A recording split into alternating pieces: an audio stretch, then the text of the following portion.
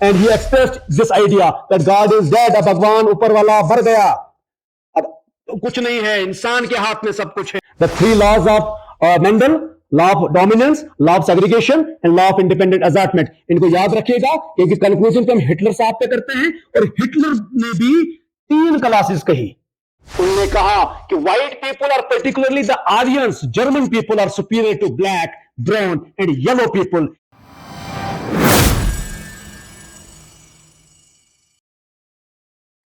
उसके बाद मेंडल साहब ने लॉज ऑफ जेनेटिक्स दिए, और ये अजीब सी बात है, लॉज ऑफ जेनेटिक्स के बाद जो यूजेनिक्स का फील्ड है, खासकर सोशल एंड पॉलिटिकल डिस्कोर्स में, इसमें बहुत सारा लिटरेचर लिखा गया जिसने पॉलिटिक्स ऑफ रेस या रेशलिज्म के डॉक्ट्रीन को बढ़ावा दिया. हम सीक्वेंस में देखते हैं, जो फादर है मॉडर्न जेनेटिक्स का ग्रेगरी जॉन मेंडल, मेंडल साहब ने इस पे बहुत रिसर्च की, and his field was genetics. He is considered the father of modern genetics. और उसने एक थ्योरी दी, लॉज दिए, और क्वाइट कोइंसिडेंटली, जैसे मैंने कहा यूजेनिक्स के लिटरेचर में ये 3 बड़ा ही कोइंसिडेंटल है. तो जिस तरह प्लेटो ने 3 क्लासेस कही थी समाज में, quite incidentally 3 laws of inheritance दिए मेंडल साहब ने, और उनको लॉज ऑफ इनहेरिटेंस भी कहा जाता है, या the foundations of modern genetics भी कहा जाता है.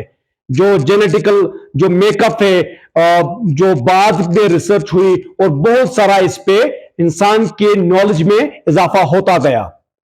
जो लॉज ऑफ इनहेरिटेंस थे, ये मेंडल साहब ने प्रपोज किए थे.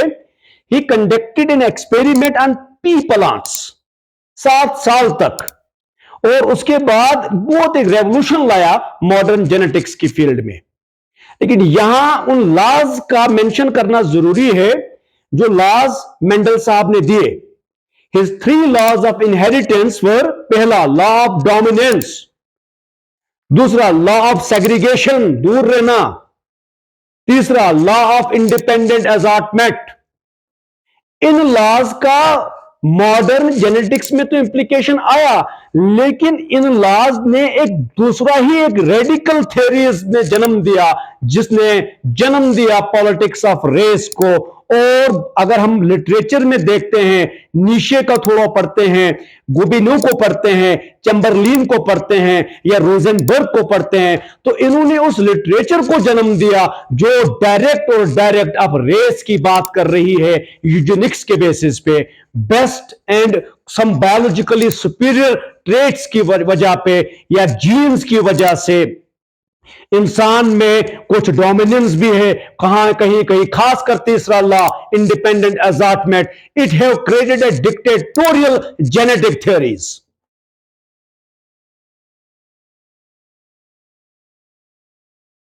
और एक इंटरेस्ट पैदा करने लगा that genetics now began to determine politics, with the belief, इस यकीन के साथ, that political and social conclusions जो है समाज में, it can be drawn that humankind is divided biologically in distinct races, not in cultures or religions, distinct races, and some of the races are genetically superior and some of the races are genetically inferior.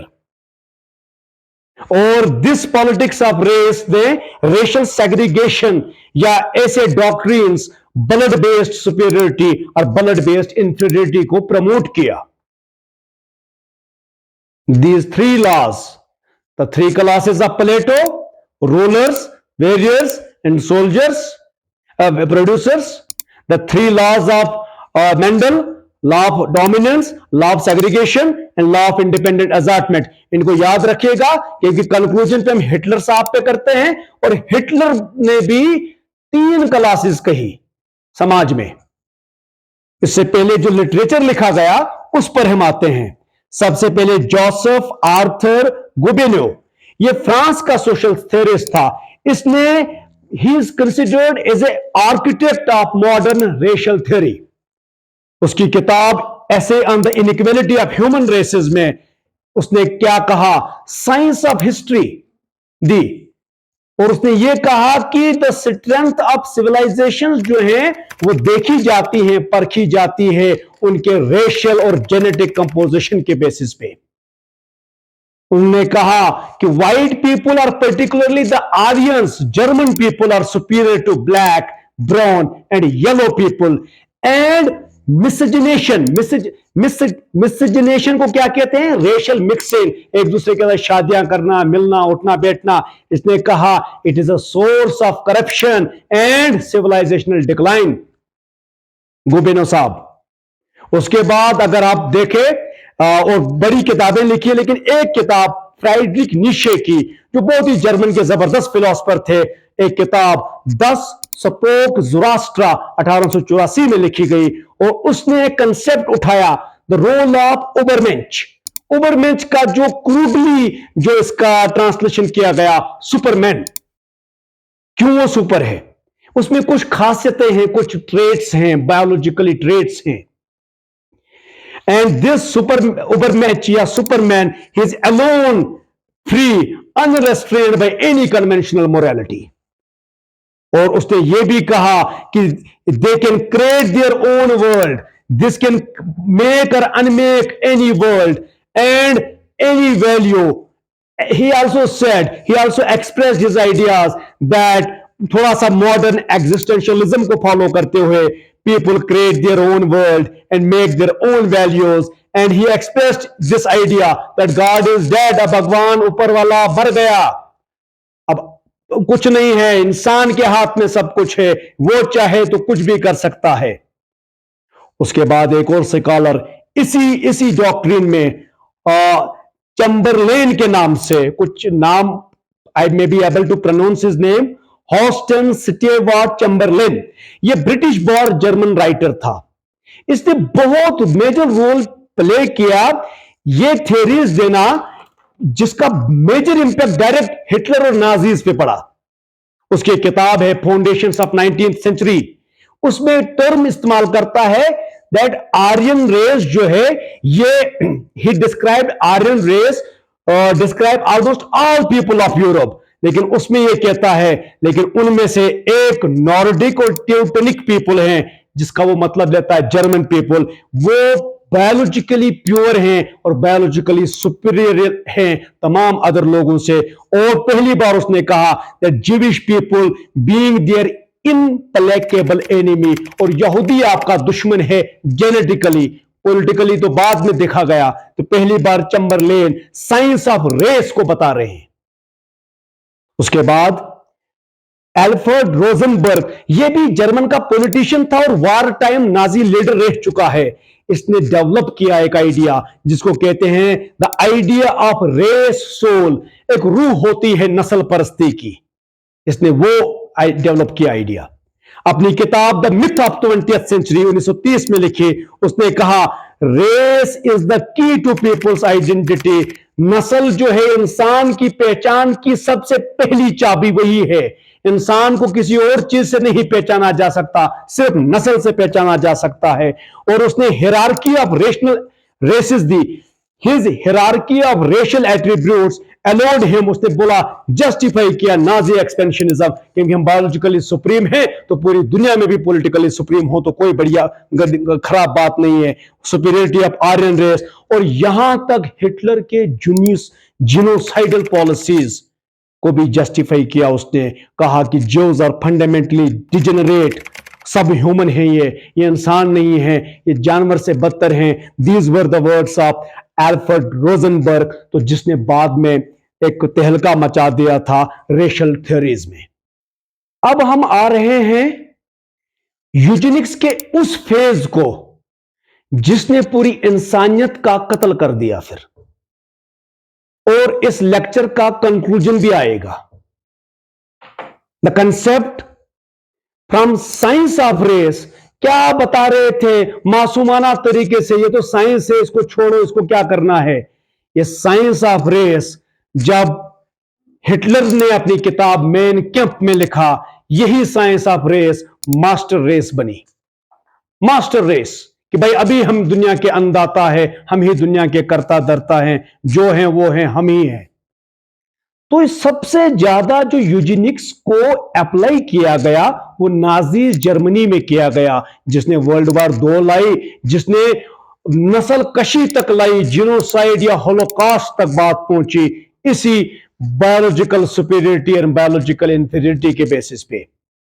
Nazi Germany की जो racial state थी उसका तारीख 1933 से 1945 था, तो उसने इस टाइम पे रिसोर्सेज इस्तेमाल की टू क्लींस मतलब प्यूरिफाई करना। जर्मन लोगों को प्यूरिफाई करो, उनको सुधारो, इनको इंटरमिंगल मत होने दे दो नॉन जर्मन से, उनकी शादियां वादियां जर्मनों में ही रखो, आर्यन सुपरमेसी में ही रखो। जर्मन पीपल को क्लींस किया और जो भी अनक्लीन था उसको कहा it is अनवर्थी of living. Nazi ने जो ऑक्यूपेशन जहां जहां किया, जर्मनी में, ऑस्ट्रिया में और बाकी ऑक्युपाइड टेरिटरीज में, they euthanised is a term which means to kill an animal as it is old और सिक। तो उन्होंने एक मिशन लगाया एथनाइजेशन का, ऑलमोस्ट 70,000 एडल्ट और 52 से बच्चों को मार दिया इस बेसिस पे कि they are inferior gene, they are not going to be helpful for the German state. और उसके बाद एक जबरदस्त नसबंदी का प्रोग्राम शुरू किया। They implemented a campaign of forced sterilisation that claimed almost 4 lakh victims. 4 lakh victims उसके विक्टिम्स बने। This culminated almost in the destruction of Jewish people. Jewish people आपस खात्मे पर थी और इन्होंने सिर्फ Jewish people को नहीं बाकी मार्जिनलाइज माइनॉरिटीज को भी अटैक किया, कुछ सिंती के नाम से, कुछ रोमा के नाम से, या इंडिविजुअल्स विद डिसेबिलिटीज को भी उनको बोला कि मार दे दो इनको भी, या LGBTQ+, lesbians, gays, bisexuals, transgenders and queer or questioning, जो भी सवाल करे उन सबको इन्होंने इसी यूजेनिक्स के बेसिस पे जस्टिफाई कर दिया, पॉलिटिकल मर्डर्स भी। So this was the eugenics in its darkest face with Adolf Hitler as main frontline evil. Adolf Hitler जो था ये ऑस्ट्रेलियन बॉर्न जर्मन पॉलिटिशियन था, फेमस पेंटर भी रह चुका था अपने इनिशियल डेज में, लेकिन नाजी लीडर बना, German National Socialist Workers Party जिसका नाम 1921 में लीडर बना और इसका हिस्सा बना, और लीडर 1933 से 1945 तक रहा, और उसने तमाम आइडियाज अपनी किताब मेन कैंप, जिसका मतलब माई स्ट्रगल है, उसमें लिखा। और हिटलर का वर्ल्ड व्यू जो है it culminated the highest phase of Eugenix. अपने कहा उसका वर्ल्ड व्यू जो था, उसने जर्मन नेशनलिज्म, रेशियल एंटीसेमिटिज्म और रिलेंटलेस स्ट्रगल को जस्टिफाई किया कि ये हमारे जीन्स में है, and he said that it is because of this theory that there is a struggle between good and evil, truth and untruth, German and Jew। इसी policies की बेसिस पे उन्होंने कहा we need German world domination because biologically we are superior. And 1941 में almost extermination और genocide तक बात पहुंच गई थी, और लार्जेस्ट जिनोसाइड किया था ज्यूज का। हिटलर का जो वर्ल्ड है पोर्ट्रे, उसने कहा, और जो थ्योरी जो थी ना हिटलर की, he was pseudo religious, false religion था और सूडो साइंटिफिक। यूजेनिक हिटलर के दौर में प्रूव हो गया it is a pseudo science, false science, ये साइंस ऑफ रेस नहीं मास्टर रेस की तरफ बात चल रही थी। और ये कहा struggle between German and Jew representing the forces of good and evil, Hitler representing the forces between truth and untruth, light and darkness. और जिस तरह प्लेटो ने 3 क्लासेस दी, मेंडल साहब ने 3 लॉज दिए, इसने भी 3 रेसेस बताई। दुनिया में 3 रेसेस होती है। पहली मास्टर रेस, जिसको आर्यंस कहा, दुनिया का जितना भी अच्छा है सब मास्टर रेस का, उसका नाम रखा वर्ल्क गीस्ट या Herrenvolk, master race. And they are the founders of culture and they are responsible for all kind of creativity, whether in art, music, literature, philosophy or political thought। दूसरा race, bearers of culture. उसने कहा इनका अपना तो कुछ नहीं है, लेकिन जर्मन की अचीवमेंट से जलते बलते नहीं है। They utilise the ideas and inventions of German people but were themselves incapable of any creativity. और तीसरा, destroyers of culture, at the bottom were the Jews who Hitler described are the destroyers of culture, and they can't tolerate the achievements of Aryan people. So eugenics remain no longer a fringe movement. Starting in the late 80s, 1800 के बाद शुरू हुआ। Leaders and intellectuals ने world wide इसको परपचुएट किया, इसके beliefs को और उसकी पॉलिसीज को जीनोफोबिक एटीट्यूड के जरिए। और हिटलर के टाइम में ये लेजिस्लेशन तक पहुंचा, निरंबरंग लॉज या जो होलोकॉस्ट हुआ। It says that Hitler's world view was therefore dominated by the idea of conflict between good and evil, light and darkness, racial struggle between German and Jew, a conflict that can only end, ये खत्म ऐसे ही होगा, या तो Aryan supremacy आएगी दुनिया की, या final victory of the Jews होगा। अगर आर्यन सुपरमेसी आनी है, because of the highest Eugenix, Hitler said the elimination of ज्यू इज मस्ट। और अगर final victory of the Jews होना है, तो डिस्ट्रक्शन ऑफ जर्मनी होकर रहेगा। सो this was the concept of Eugenix. ये कायनात अभी ना तमाम है शायद, क्या रही है दमादम सदाए कुन फयकून।